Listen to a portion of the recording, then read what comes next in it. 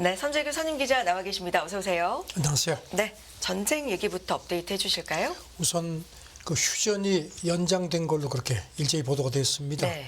그 나흘간 했었는데 이거를 이틀 더 연장해서 현지 시간으로 30일까지 연장하기로 합의한 걸로 그렇게 발표가 됐는데 이스라엘은 아직까지는 조금 신중한 입장입니다. 이제 조율하고 있고 아직까지 아무것도 확정되지 않았다고 하는데 일단 백악관 쪽에서도 이틀 연장이 된 걸로 발표를 했습니다. 이렇게 되면 이제 지금까지 나흘 동안 약속한 대로 50명의 인질이 석방이 됐고 이제 거기에 대해서 팔레스타인 수감자도 석방이 됐고요. 그리고 이틀 동안 20명 정도가 더 석방이 될 걸로 그렇게 전망이 됩니다.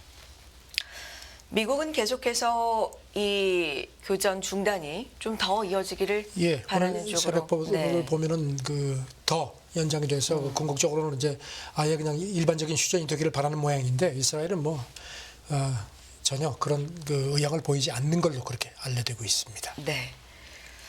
어쨌든 이틀 연장이 됐다라는 얘기고요. 또 어떤 얘기 있을까요? 이런 가운데 유럽 연합 외교안보 정책 대표가요 어제 이스라엘을 좀 비판을 했습니다.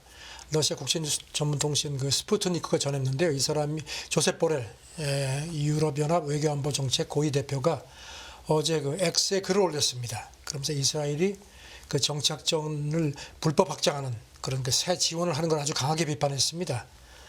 이스라엘이 전쟁 중에 전쟁을 하고 있음에도 불법적인 정착전 확대를 새롭게 재정 지원키로 한 걸로 그렇게 전해 들었다. 그래서 내가 참 어안이 벙벙하다. 아주 이렇게 지적을 했습니다. 이건 중대한 국제법 위반이다. 그리고 또 이스라엘이 이제 전쟁 명분으로 내세우는 자위권하고도 아무런 상관이 없다는 점을 강조를 했습니다. 네. 뉴욕타임스는 이런 가운데 가자지구 석기 시대 회귀 이런 얘기를 하네요. 지금 이제 일시 휴전 중인데도 네. 그래서 이제 구호pon도 들어가고 하는데 가자지구의 인도주의 상황은 전혀 개선된 게 없고 오히려 더 참혹해졌다. 그러면서 석기 시대 같이 됐다고까지 표현을 했습니다. 식량, 물 부족, 그래서 연료는 이미 다 떨어졌고요. 그래서 밥을 해 먹기 위해서 심지어는 문짝이나 창틀까지 이렇게 태우는 정도라는 겁니다. 그러면서 이제 20대 주민 하루를 쭉 전했습니다. 그래서 이 정도로 참혹하다. 근데 이 사람은 지금 가족하고 친지 한 몇십 명을 이제 먹여 살려야 하기 때문에 지금 남부에 있는 방 2개짜리 아파트에 이렇게 간신히 피신을 하고 있는데 매일 새벽 물을 얻기 위해서 몇 시간씩 기다리기도 하고 또 부족하니까 막 그냥 몸싸움도 하고 이러는 모양입니다. 그런데 달리 선택지가 없다. 그런 얘기고요. 뉴욕타임스는 지금 휴전 이후에 구호품을 실은 트럭들이 들어는 가지만 주민들이 필요한 양을 공급하기엔 턱없이 부족하다 이런 얘기를 했습니다. 그리고 휴전이 끝나면 이제 그나마도 더 악화될 수밖에 없다는 점도 지적을 했고요. 유엔 식량 계획은 전쟁 시작되고 나서 가자 지구에 필요한 식량이 한 10%만 공급이 된다는 점을 상기시켰습니다. 그리고 지금 전쟁이 일어나고 나서 전 세계에 있는 인도주의 기구들이 이제 가자지구 주민이 한 220만 명 정도인데 한 4분의 1 정도가 먹을 수 있는 빵이라든가 통조림 대취하자 같은 걸 보냈는데 배급이 제대로 안 되니까 그것도 지금 원활하지가 않다는 겁니다. 지금 일시 교전 중단이 됐는데 그 시간을 이 현지 분들은 가족들의 시신을 처리한다거나 네. 배급품을 받기 위해서 줄을 선다거나 이런 시간으로 지금 쓴다라는 보도를 그리고 지금 아시다시피 네. 170만 명이 이스라엘군이 경고를 해가지고 한꺼번에 강제 이주가 됐는데 지금 상하수도 같은 건 이미 다 망가졌고요. 그래서 질병도 지금 창궐하고 있다는 얘기입니다. 이 청년은 20살인데요. 전쟁 직전에 대학을 졸업하고 이제 콘텐츠 제작 일을 하려고 상당히 나름 미래를 꿈꿨는데 이젠 이런 게 다 물거품이 됐다는 겁니다. 그래서 뉴욕타임스 기자한테 지금 내 목표는 그저 살아남는 거다. 이렇게 또 얘기를 했다는 겁니다. 참 심각합니다. 말 그대로 전쟁의 참혹함. 그렇습니다. 네. 네. 다음 얘기는 어떤 얘기 해주실까요? 지금 요새 군수 산업이 그야말로 대박이 터지는 상황이죠. 이런 가운데 미국 인터넷 매체 폴리티코 보도인데요. 유럽연합이 미국식의 그런 군산 복합체 무기 장사를 꿈꾸는 모양입니다. 네. 그래서 뭐 이게 이제 워낙 또 뜨니까 그런 모양입니다. 유럽연합 자문 보고서를 입수를 해서 전했는데요.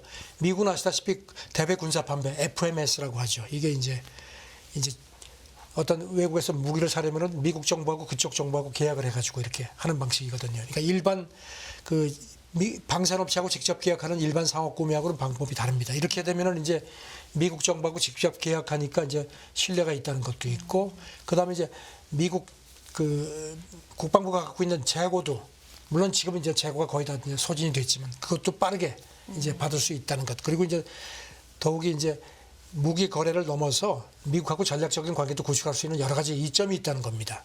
그래서 지금 유럽연합이 이런 미국 대외 군사 판매하고 비슷한 방식의 그런 시스템을 구축하자, 그런 얘기가 지금 나오는 모양입니다. 지금 FMS 방식이 그러니까 거래로서는 좀 더 직접적이고 그렇죠. 조금 더 적극적인. 효율성이 높다는 겁니다. 그 뭐 우리도 그동안에 그런 걸 많이 그런 방식으로 구입을 했고요. 그다음에 우크라이나 전쟁이 있고 나서 유럽도 역시 이 FMS 방식으로 미국 무기를 뭐 거의 한 도입분의 한 95%가 이 방식을 적용했다는 겁니다. 돈으로만도 한 600억 달러, 우리 돈으로 한 근 79조 원 정도 이렇게 유럽이 이 방식으로 미국에서 무기를 샀다는 겁니다. 지금 유럽연합이 이런 방식을 고민하는 이유가요. 미국에 대한 무기 의존도가 더 커졌고, 네. 그래서 이제 그것도 너무 의존을 많이 한다는 그런 부분에 있어서 이제 자기들도 자체적으로 좀 뭔가 좀 효율을 좀 높이자는 그런 거고요. 지금 보면은 미국 같은 경우는 지난달 FMS 방식으로 한 유럽 어떤 나라에 15억 달러 정도의 미사일을 판매한다고 발표를 했고요. 이달 초에는 루마니아에도 그 주력 전차 판매가 이런 방식으로 한 25억 달러어치를 승인된 걸로 되어 있습니다. 그런데 문제는요, 이제 그 유럽연합에도 지금 에어버스라든가 뭐 탈레스 같은 방산 대기업들이 있는데, 이렇게 되면은 이제 대기업들이 배제가 되니까요. 이제 미국 방산업계하고 경쟁하는 데서 상대적으로 좀 불이익을 받는 수 있다는 겁니다. 그리고 또 이 유럽은 아시다시피 27개 회원국이기 때문에 서로 간에 이해가 엇갈려서 이런 그 미국식의 이런 그 FMS 방식을 구축하는 게 그렇게 쉽지는 않을 거다. 하지만 이런 방법으로 좀 조언을 한다는 겁니다. 이렇게 추진을 하자는 식으로. 앞서서 전쟁의 참혹한 상황을 전해주셨는데 또 한편에서는 군수산업. 그렇죠? 그렇습니다. 네. 네. 자, 다음 얘기해 볼게요. 오늘 밤에서 내일로 넘어가는 새벽인가요? 엑스포. 우리 시간으로 내일 새벽 개최지. 12시 반쯤이라고 그렇게 제가 알고 있는데요. 발표가 지금 되죠. 이런 가운데 네. 지금 조금 전에 들어온 걸 보니까요. 지금 우리 그 이탈리아 로마하고 우리 부산하고 그다음에 사우디 리야드가 지금 이제 3파전이죠. 근데 이탈리아가 좀 빠지는 거 아닌가 하는 그런 관측이 나옵니다. 이탈리아 매체들이 보도를 했는데요. 지금 원래는 멜로니 이탈리아 총리가 엑스포 개최지 결정하는 그 파리 국제 박람회 기구 총회에 참석할 거로 예상이 됐었는데 불참하는 걸로 그렇게 결정이 됐다는 겁니다. 그 출발을 안 했다는 겁니다. 그리고 외무장관도 아니고 외무차관이 정부 대표로 총회에 참석하는 걸로 그렇게 보도가 됐습니다. 지금 이 멜로니 총리는 지난 6월까지만 해도 그 당시 그 파리에서 열렸던 그 국제 박람회 기구 4차 경쟁 프레젠테이션에 참석을 했었거든요. 네. 그래서 이번에도 파리를 방문해서 막판 유치원에 힘을 보태지 않겠느냐고 관측이 됐었는데 이제 무산된 것 같습니다. 그리고 또 로마가 그 이탈리아 라치오주에 속해 있거든요. 거기 주지사도 안 오고 부지사가 대신 참석을 하는 걸로 그렇게 현재 언론이 전했습니다. 그러면 이탈리아는 안 할 수도 있다는 그래서 뜻인가요? 이탈리아 언론들 뭐 여기까지 보도는 왔는데. 예, 네. 이렇게 이제 로마가 아무래도 좀 폐색이 짙어지니까 이 멜로니 총리하고 이 라치오주 주지사가 유치 실패에 대한 책임을 좀 피하려고 불참하는 거 아니냐 뭐 이런 분석을 했습니다. 그래서 이미 판세가 결정됐기 때문에 좀 그런 거 아니냐. 근데 이제 너무 일찍 또 백기를 드는 게 아니냐 뭐 이런 이제 비판도 나오는 모양입니다.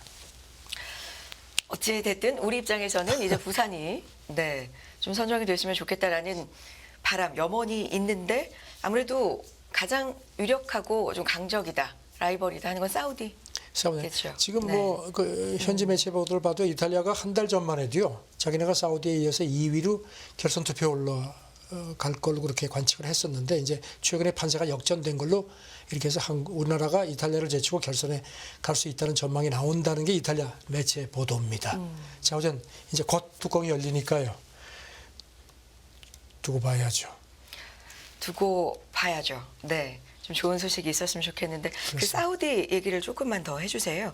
일단 엑스포 유치의 궁극적인 목표가 뭐다라는 게 또 그래서 이제 전해졌네요. 폴리티코 분석인데요. 네. 물론 이건 이제 폴리티코 분석입니다.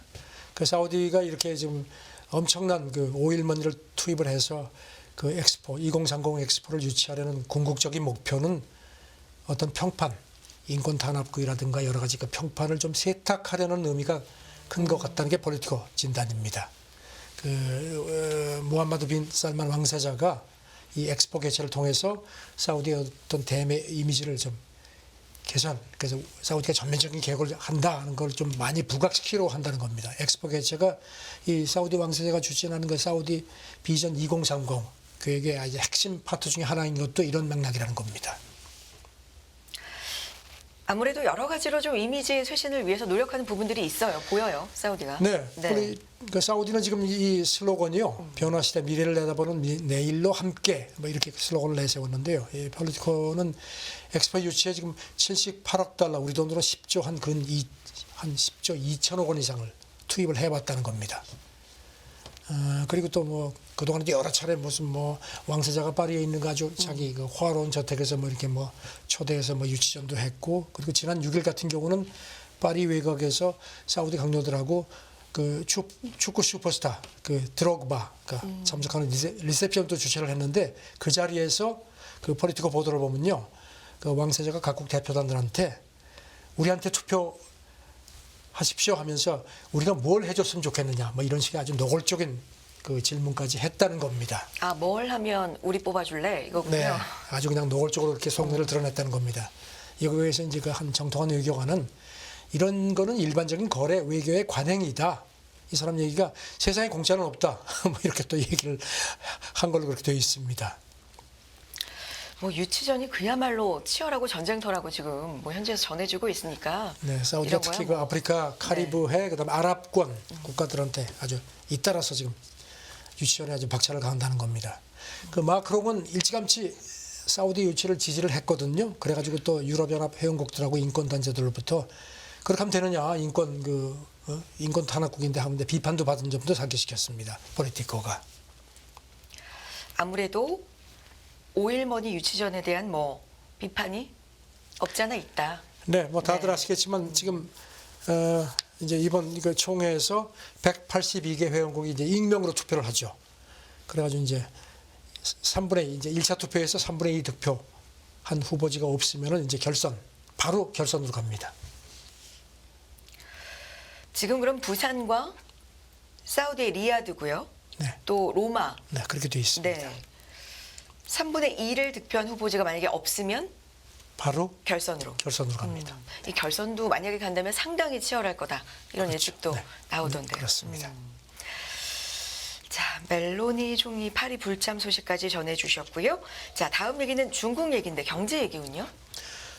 다우존스 보도인데요. 네. 중국이 지금 뭐 경기 부양을 위해서 뭐 여러 가지 방법을 쓰고 있는데 그 민간 기업들한테 더 많은 그 좀 돈을 풀려는 그런 그 조치를 취했다는 겁니다. 인민은행을 통해서 그 중국 은행들이 어떤 그 민간 기업에 대한 연간 대출 목표치를 설정하고 그다음에 이런 걸 좀 서비스를 늘리도록 그렇게 지침을 내렸다는 겁니다. 그다음에 민간 기업 부실 채권에 대해서도 좀 더 관용적인 태도를 취해라. 그다음에 이제 상환 면제 메커니즘 개선도 요청을 했다는 겁니다. 그리고 또 이제 필요할 경우에 중국 은행들이 금융채를 발행할 경우에 지원하겠다, 이런 약속도 했다는 게 다우존스 보도입니다. 가장 좀 문제가 되고 있다라고 전 세계적으로도 알려져 있는 게 이제 중국 부동산이잖아요. 그렇죠. 네.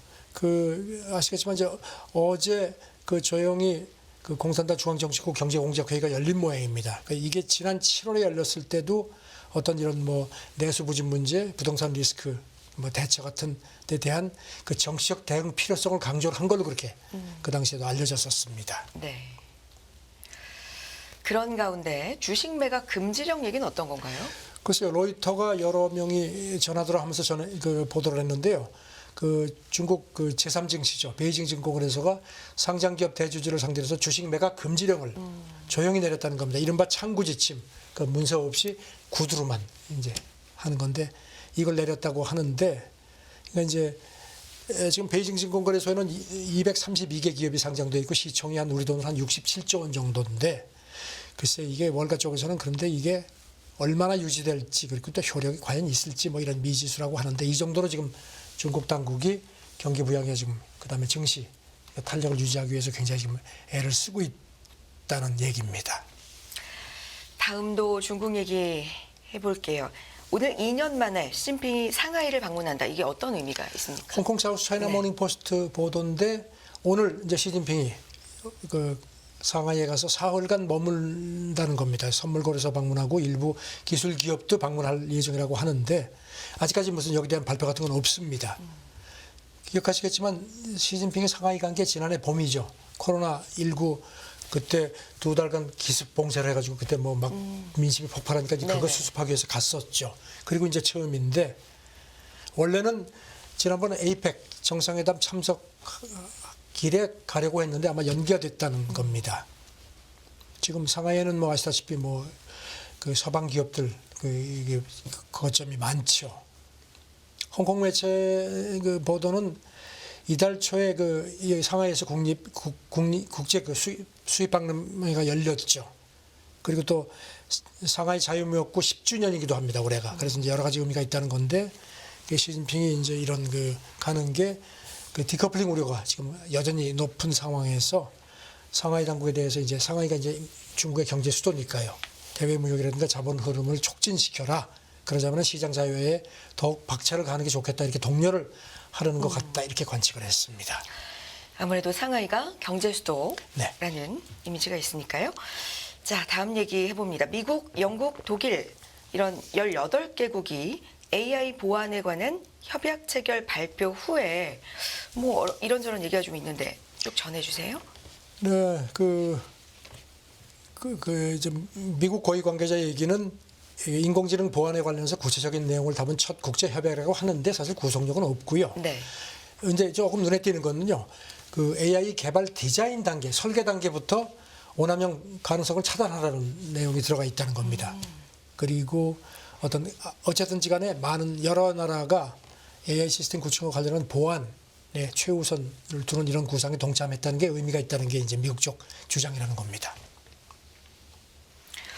아까 미국, 영국, 독일 제가 말씀드렸는데 어떤 또 협약 참여국이 말고 뭐 있나요? 이탈리아, 네. 뭐 폴란드, 호주, 칠레, 이스라엘, 나이지리아, 싱가포르 같은 데도 동참으로 되어 있는데 네. 글쎄 이 기사에는 우리나라는 따로 없습니다. 제가 그걸 체크를 좀 아직까지는 확인을 못했는데요. 그리고 이런 그 AI 이제 신제품을 내놓을 경우에 반드시 보안 테스트를 먼저 거치도록 그렇게 권장하는 이건 이제 권장 사항이라고 합니다. 그런데 이제 핵심은요. 사실 AI가 지금 학습을 위해서 데이터를 수집하는 문제가 지금 그게 뭐 저작권도 있고 하는 그렇죠. 이른바 AI 데이터 주권 문제 이게 사실 핵심인데 이거는 언급하지 있질 않고요. 그다음에 AI를 어떻게 적절히 사용할지에 관해서도 협약이 없다. 사실 이게 핵심이거든요. 지금 AI 데이터 주권 문제는 우리나라에서도 그 오랫동안 이걸 다뤄온 관계자가 이 문제를 계속 지금 외국들하고 협의를 하고 있거든요. 그래서 이제 윤 대통령의 그 디지털 권리장전도 그런 맥락에서 우리가 이제 제시를 한 상태고요. 데이터 주권에 대한 건 좀 주된 내용이 빠졌다. 네, 그렇습니다. 네. 다음 얘기해 봅니다. 바이든 대통령이 죄송해요. 여러분 감기 조심하세요. 네, 요즘에 감기 심각한데 조심하세요. 자, 바이든 대통령이 콥 28에 불참한다라는 얘기가 있습니다. 그럼 공식적으로 발표가 된 겁니까? 아닙니다. 공식 발표는 아니고요. 네. 발표가 나왔습니다. 그래요? 나왔는데 왜 불참하는지는 백악관 쪽에서 얘기를 안 하는데 뉴욕 타임스는 중동전 때문에 바쁘다 이렇게 얘기를 하는데요. 이게 지금 조금 좀 앞뒤가 안 맞는 게요. 바이든 대통령이 이달 초만 해도요. 기후위기가 인류에 대한 궁극적인 위협으로 가장 중요하다고 얘기를 했거든요. 그리고 또 지난번 스코틀랜드하고 이집트 유엔 기후변화 협약 당사국 총회는 참석을 했었습니다. 네. 근데 이제 모레 두바이에서 이제 28차 그 기후변화 협약 당사국 총회가 열리는데 12월 12일까지 열립니다. 여기는 이제 참석하지 않는 겁니다. 가장 하이라이트는 다음 달 2일 이제 정상회담인데 지금 뭐 보면은 미국에서는 그 존 케리 기후 특사가 참석을 할 것 같습니다. 알겠습니다. 여기까지 국제뉴스 듣겠습니다. 손재규 선임 기자였습니다. 고맙습니다. 네, 감사합니다.